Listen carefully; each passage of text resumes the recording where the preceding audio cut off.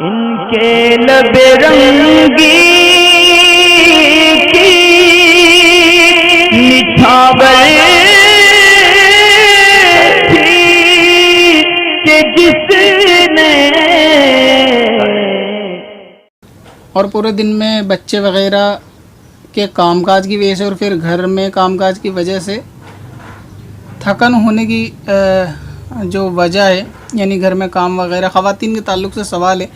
کہ گھر میں کام کاج پورے دن نپٹاتے ہوئے کسی کی فیملی بہت زیادہ بڑی ہوتی ہے، یعنی ممبرس اس کے اندر زیادہ ہوتے ہیں، تو ان کے لیے کھانا پکانا صفائی وغیرہ کا معاملہ ہوتا ہے کہ جس سے جو ہے اور کرنے والوں کی کام تعداد کم ہوتی ہے۔ تو ایسی صورت میں انہوں نے کہا کہ کیا عشاء کی نماز میں خواتین کے لیے کوئی گنجائش نکلتی ہے، یعنی یہ کہ یہ بیٹھ کر نماز پڑھنا چاہتی ہیں یا پھر یہ کہ کچھ رکعتیں چھوڑنا چاہتی ہیں، تو اس میں کیا گنجائش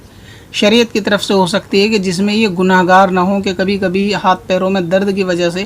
نماز پڑھنے کی ہمت نہیں ہوتی، مگر یہ نماز قضا نہیں کرنا چاہتی محبت نماز کی وجہ سے، تو اس لیے چاہتی ہیں کہ کوئی ایسی صورت ہو کہ اگر کبھی ایسا معاملہ میرے ساتھ ہو جائے، یعنی گھر میں کام کرتے ہوئے اتنی تھکن ہو جائے کہ میں معاذ اللہ نماز قضا کرنے کی نوبت آئے، تو میں شریعت کی وہ رعایت کو اپنا لوں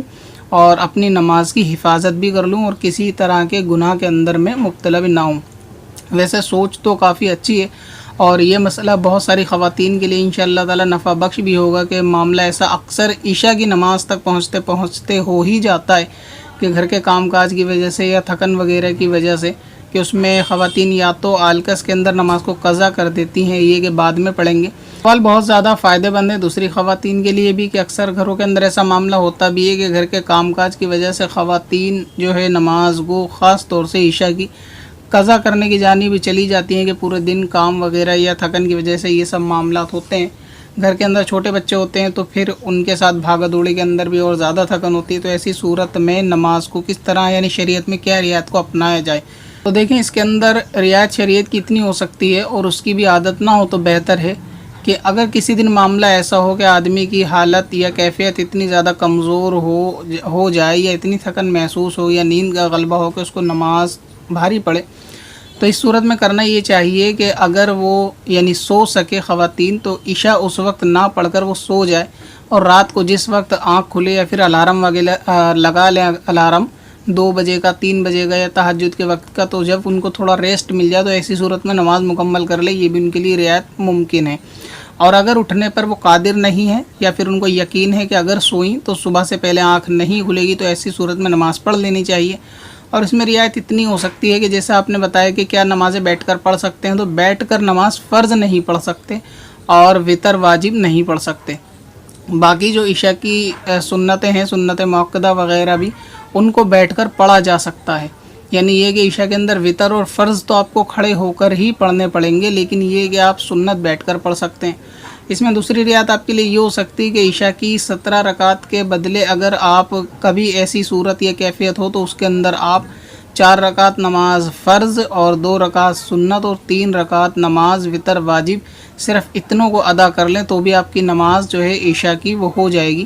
ہونے سے مراد یہ ہے کہ کسی قسم کا آپ پر گناہ نہیں ہوگا، تو کم سے کم یہ 9 رکعت نماز تو اس دن آپ پڑھ لیں کہ جس دن آپ کو تھکاوٹ یا یہ سب معاملات زیادہ ہوں، تو یہ 9 رکعت ہو جائیں گی۔ اس کے اندر آپ 2 رکعت جو سنت ہیں وہ بیٹھ کر بھی پڑھ سکتی ہیں اگر معاملہ طبیعت کا ایسا ہو رہا ہے، اور باقی فرض نماز اور وتر کی نمازیں آپ کھڑی ہو کر پڑھ سکتے ہیں۔ اور اگر معاملہ اتنا سخت ہے، ویسے ایسا کیفیت ہوتی نہیں ہے، بالفرض کسی مریض کی ایسی کیفیت ہے کہ وہ ان پہ بھی قادر نہیں ہو پا رہا، تو پھر وہ